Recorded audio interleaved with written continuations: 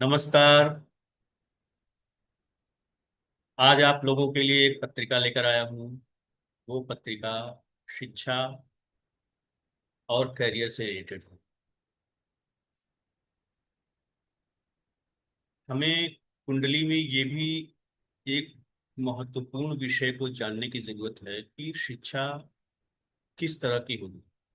किसी भी जातक की शिक्षा किस विषय से संबंधित, वो अल्प शिक्षित होगा, अशिक्षित होगा या उच्च शिक्षित होगा। शिक्षित होगा भी तो किस विषय में शिक्षा लेगा, या किस विषय में शिक्षा लेना उसे उसके फ्यूचर के लिए अच्छा रहेगा। ये सारे सवाल आजकल के पेरेंट्स ज्योतिषों से पूछते हैं, और पूछना भी चाहिए, क्योंकि कुंडली से हम इस चीज को, इस विषय को हम बता सकते हैं कि आपके बच्चे के लिए ये विषय अनुकूल है। आप इस विषय में उसे आगे बढ़ने के लिए प्रेरित करिए।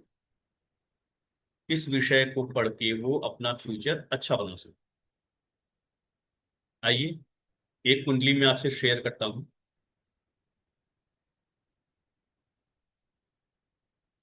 इसका पहले बर्थ डिटेल आपको दे दूं। बर्थ डिटेल है 22 जनवरी 1984, आधी रात के 12:08, दिल्ली का जन्म है।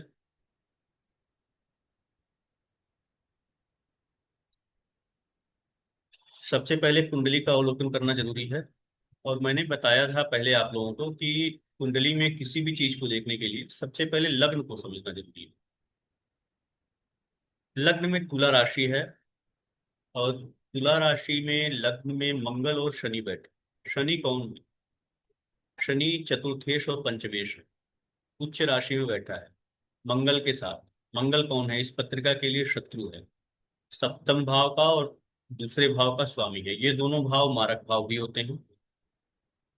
तो कहीं न कहीं शनि लग्न चतुर्थेश केंद्र और त्रिकोण का स्वामी है, लेकिन मंगल के साथ है, तो शनि पर ये प्रभाव मंगल का आ रहा है। शिक्षा के लिए जो जरूरी भाव होते हैं, वो दूसरा भाव भी होता है। वो हमारे संस्कारों का होता है। एक चीज मैं भूल गया कि जो लग्न में राशि है, उसका स्वामी शुक्र, वो तृतीय भाव में बैठा है। तृतीय भाव अशुभ भाव होता है। और लग्नेश का तृतीय में जाने से ये चीज इंडिकेट होता है कि लाइफ में स्ट्रगल रहेगा। किसी भी तरह से, पूरी तरह से लाइफ में कहीं ना कहीं स्ट्रगल रहेगा, ये सब चीजों में, एजुकेशन से लेकर के करियर तक, पूरी लाइन। ऐसा नहीं है कि वो स्ट्रगल के बाद उसे कुछ मिलेगा, नहीं, स्ट्रगल के बाद मिलेगा, लेकिन स्ट्रगल करके मिलेगा जो मिलेगा। तो दूसरे भाव संस्कारों का होता है कि हम किस परिवार में जन्म लिए, किस कुटुंब में जन्मे, हमारे माता पिता, हमारे घर का माहौल, हमें किस तरह से हमारा पालन पोषण हुआ, हमें संस्कार क्या मिले, ये होता है दूसरा भाव। एक तरह से समझिए कि प्राइमरी एजुकेशन। तृतीय भाव हमारे रुचियों का होता है, इंटरेस्ट का, कि हमारी रुचियां किस में है, खेलने कूदने में है, पढ़ने लिखने में है, गीत संगीत में है, पेंटिंग में है। तो हमारी रुचियों, ये रुचि हमारी बताता है। चौथा भाव हमारे माध्यमिक शिक्षा का है, 12वीं तक की पढ़ाई का, 12th तक की पढ़ाई का चौथा भाव। और पंचम भाव उच्च शिक्षा का है, ग्रेजुएशन पोस्ट ग्रेजुएशन वगैरह होता है। तो अब हम दूसरे भाव से पहला भाव तुमने देखा मंगल शनि बैठा है और इसका स्वामी तृतीय भाव में बैठा है। दूसरे भाव में भी आप देखिए केतु बैठा हुआ है, दूसरा भाव भी कहीं ना कहीं पीड़ित हो रहा है, परेशान है, अशुभ ग्रह के प्रभाव में है। शुभ ग्रह के कोई प्रभाव इस पे नहीं है। दूसरा भाव भी, और दूसरे भाव का स्वामी भी आप देखिए इस भाव से परवा में चला गया।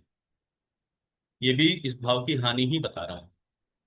तीसरे भाव पे आ जाए, तीसरा भाव में तीन शुभ ग्रह बैठे हैं, नैसर्गिक शुभ ग्रह है, गुरु, शुक्र और बुध। ये तीनों ग्रह तात्कालिक पत्रिका में है क्या? एक तो लग्नेश हो गया शुक्र, लग्नेश होने के साथ साथ अष्टमेश भी है, उसकी दूसरी राशि अष्टम में है। ठीक। गुरु कौन है? गुरु इस पत्रिका का अशुभ नाथ है, शत्रु है, शुक्र को शत्रु मानता है। वो उसकी दोनों राशियों भी तीसरे और छठे भाव में है, अशुभ भावों में। और बुध, बुध क्या है? बुध इस पत्रिका का नवमेश है, शुभ ग्रह है। और अच्छी बात यह है कि भाग्य का स्वामी तिथि में बैठ के भाग्य भाव को देख रहा है, और भाग्य भाव पर सिर्फ भाग्येश की ही दृष्टि नहीं है, गुरु और शुक्र की भी दृष्टि आ रही है। मतलब भाग्य भाव बहुत ही अच्छा हो रहा है इसका। इस जातक का भाग्य बहुत ही सुंदर है, बहुत सुंदर है। किसी भी अशुभ ग्रह की न दृष्टि है, और इसके अलावा भाग्येश की भी दृष्टि है, दो शुभ ग्रहों की भी दृष्टि है। भाग्येश भी आप देखिए शुक्र गुरु के साथ बैठा है। वो अलग बात है कि भावेश गुरु कहाँ का है, शुक्र कहाँ का है, वो एक चीजें हैं, उसका प्रभाव रहेगा, लेकिन फिर भी वो शुभ ग्रह हैं, गुरु शुक्र। अब तीसरे भाव पे और प्रभाव देख लेते हैं कि तीसरे भाव का स्वामी गुरु भी तीसरे भाव में बैठा है लग्नेश के साथ। यानी कि हम कह सकते हैं जातक अपने पराक्रम से, बाहुबल से पीछे नहीं हटेगा, कभी भी हारेगा नहीं, जूझेगा, लड़ेगा और आगे बढ़ेगा। ये चीज हो गई। अब देखिए तीसरे भाव पे, और तीसरे भाव के स्वामी और लग्नेश पर, भाग्येश पर, ये शनि की दृष्टि आ रही है, तीसरी दृष्टि। ये चीज हो गया। और उसके अलावा तीसरा भाव जो है, इसके दोनों तरफ अशुभ ग्रह बैठे हैं, केतु और सूर्य। मतलब ये तीसरा भाव, इसमें बैठे ग्रह पाप कर्त्री में है और शनि से दृष्ट है। इसका मतलब ये हो गया कि ये भाव, इसमें बैठे हुए ग्रह, इसका स्वामी भी यहीं बैठा है, ये पूरे के पूरे पाप कर्त्री में और शनि से दृष्ट। मतलब काफी पीड़ा हो गई इस भाव और भावेश को, लग्नेश को और भाग्येश को। इसके अलावा एक चीज और यहाँ पे बताना चाहूंगा कि शिक्षा के जो कारक ग्रह होते हैं, जो शिक्षा के कारक ग्रह हैं, कारक ग्रह है वो है बुध। बुध शिक्षा का कारक ग्रह। गुरु क्या है, उच्च शिक्षा का कारक ग्रह और ज्ञान का कारक ग्रह। शुक्र भी ग्रहों को जो वो मिले हैं, ग्रहों को जो एक कहते हैं ना, सूर्य राजा है, चंद्रमा रानी है, ग्रहों को जो ये पद मिले हुए हैं इस तरह के, उसको, उसमें जो गुरु और शुक्र आते हैं वो गुरु माने गए हैं।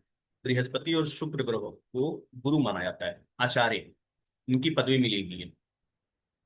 तो कहीं ना कहीं आचार्य कौन बनेगा, कैसे बनेगा, जब यही ग्रह दोनों पीड़ित हो गए तो। और उच्च शिक्षा का ग्रह भी है शुक्र, गुरु। गुरु उच्च शिक्षा का भी ग्रह है, कारक है। तो ये एक तो उच्च शिक्षा वाला ग्रह गुरु, शुक्र भी है, आचार्य गुरु मान लीजिए उसको, क्योंकि वो दैत्यों के गुरु भी कहे गए हैं। और बुध शिक्षा का जो कारक है, विद्या का कारक है, ये तीनों ग्रह भी पीड़ित हो गए हैं। आप देखिए कि बुध, गुरु, शुक्र तीनों पापकर्त्री में और शनि से दृष्ट। ये पीड़ा हो गई। आगे बढ़ते हैं, चौथा भाव को आप देख लीजिए। चौथा भाव क्या है, ये माध्यमिक शिक्षा का है। यहाँ कौन बैठा है, सूर्य। सूर्य कौन है, लग्नेश का शत्रु है। सूर्य लग्नेश को शत्रु मानता है, ये यहाँ आके बैठ गया। और इस पर देखिए मंगल की चौथी दृष्टि, राहु की नौवीं दृष्टि आ रही है। मतलब दो अशुभ ग्रहों से की दृष्टियां हैं और सूर्य की स्थिति है। तीन अशुभ ग्रहों का प्रभाव हो गया चतुर्थ भाव पर भी। तो कहीं न कहीं चतुर्थ भाव भी काफी पीड़ित हो गया। तो उसके जो शिक्षा के, विद्या के कारक रहे हैं वो भी पीड़ित हो गए हैं।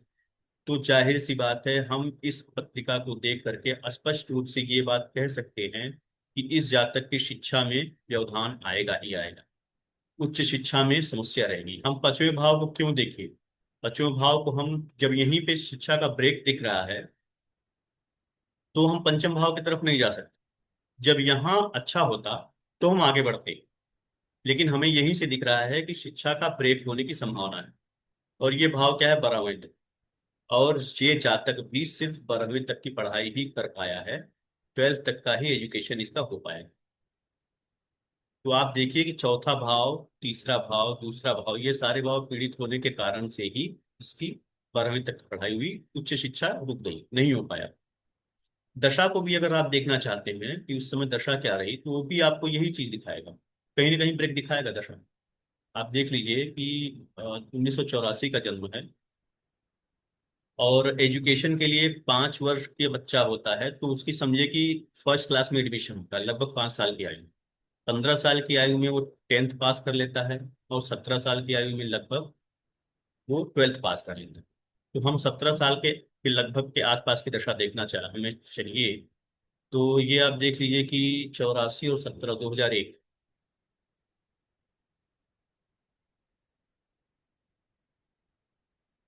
चंद्रमा की महादशा थी। और चंद्रमा में आप देख लीजिए लगभग शनि की अंतर्दशा थी। ठीक है। गुरु की अंतर्दशा के बाद शनि की अंतर्दशा है। तो गुरु शिक्षा का खुद कारक है। गुरु, चंद्रमा हालांकि पीड़ित नहीं है, कोई भी विशेष पीड़ा, कोई पीड़ा नहीं है, चंद्रमा ठीक है। इसलिए यहाँ तक शिक्षा महादशा ने कोई प्रॉब्लम नहीं किया शिक्षा लेने के लिए। हालांकि ये चतुर्थ भाव से अष्टम में बैठा है, ये भी एक समस्या है। इस चतुर्थ भाव को अगर हम लग्न बना देंगे, यहाँ से आप देखिए इसको लग्न बना दीजिए चतुर्थ भाव को, ये मेष मकर राशि हो गई। यहाँ देखिए चंद्रमा अष्टम में आ गया। चंद्र ये चतुर्थ से अष्टम हो। तो अगर हम जब इसको इस तरह से देखते हैं तो भी आप देखिए कि चौथे भाव के लिए ये पीड़ा दिखा रहा है। मतलब कहीं ना कहीं चंद्रमा महादशानाथ चंद्रमा की उच्च शिक्षा के लिए बाधा पहुंचाने की प्रयास करेंगे। यही माध्यमिक शिक्षा में ही रुकावट पैदा करने की कोशिश करेंगे। इसके अलावा अंतरदशानाथ आप शनि को आया है। शनि क्या है? बाधा का कारक, रुकावटों का कारक होता है। और इस पर भी देखिए मंगल का प्रभाव है, चतुर्थ भाव का स्वामी है। तो ये चतुर्थ भाव का भी फल इसको करना था। और ये पीड़ा होने की वजह से यहाँ पे आकर के ये इसके एजुकेशन को ब्रेक लग गया। ये चीज हो गई। अब इस जातक ने 12वीं की पढ़ाई तो की। अब उसके बाद 12वीं की पढ़ाई के हिसाब के आधार पे तो इसको कोई जॉब अच्छी मिलने वाली नहीं है। ना प्राइवेट सेक्टर में कोई अच्छी जॉब मिल सकेगी, ना गवर्नमेंट सेक्टर में। अब इसकी पत्रिका लग्न देखिए कितना बलवान है। लग्न में उच्च का शनि बैठा हुआ है, उच्च राशि का। और ये शनि जो होता है परमोच्चांश 20 अंश पे होता है, और ये 2146 का है, यानी कि लगभग परम उच्च के आसपास का इसका अंश है, यानी कि शनि बहुत बलवान है। आप देख लीजिए शनि षडबल में भी बहुत स्ट्रांग है। ठीक है। मंगल भी स्ट्रांग है। ये दोनों ग्रह स्ट्रांग है। और चतुर्थ का स्वामी लग्न में है। लग्न का स्वामी यहाँ पे। चतुर्थ भाव क्या होता है? हमारी संपत्तियों का। ठीक है। हमारी संपत्तियों का चतुर्थ भाव होता है। तो चतुर्थ भाव का संबंध जब लग्न से बन जाए और इसमें शनि शामिल हो जाए। शनि क्या है? शनि कर्म का कारक है। तो कहीं ना कहीं ये जातक के बारे में हम एक संभावना प्रकट कर सकते हैं कि ये जातक प्रॉपर्टी से रिलेटेड काम कर सकता है। और इसमें भी देखिए मंगल भी शामिल हो गया। मंगल कौन है? शनि और मंगल दोनों प्रॉपर्टी के कारक भी। शनि और मंगल प्रॉपर्टी के कारक है, नैसर्गिक कारक है। इसके अलावा चतुर्थ भाव का स्वामी भी है, लग्न में उच्च का बैठा है। तो कहीं ना कहीं इस चीज का प्रभाव इसके जीवन में बचपन से ही रहा होगा। ये हम बहुत साधारण तरीके से कह सकते हैं, सिंपली एकदम बिल्कुल। कोई इसमें डाउट वाली बात नहीं। कह सकते हैं कि ये जातक प्रॉपर्टी में इसकी रुचि जरूर होगी। ये करता नहीं करता, लेकिन इसकी रुचि जरूर होगी। तो रुचि होने के साथ साथ इसकी पढ़ाई नहीं हो पाई, तो ये इसी साइड में, ये इसी लाइन में चला गया। और ये प्रॉपर्टी डीलर है और अच्छा खासा प्रॉपर्टी का इसका बिजनेस है। तो मुख्य रूप से इस पत्रिका को हमारा देखने का उद्देश्य यही था, एजुकेशन। और करियर तो हमने देख ही लिया इसके मतलब साइड में एक तरह से कि क्या कर रहा था 12वीं पास करने के बाद। एक क्यूरियोसिटी होती है ना सोचने की, 12वीं सिर्फ 12वीं पढ़ाई की और कर क्या रहा है बंदा। तो ये जहाँ तक प्रॉपर्टी डीलिंग का काम कर रहा है। 12वीं की पढ़ाई इसकी हुई, इसकी आगे पढ़ नहीं पाया।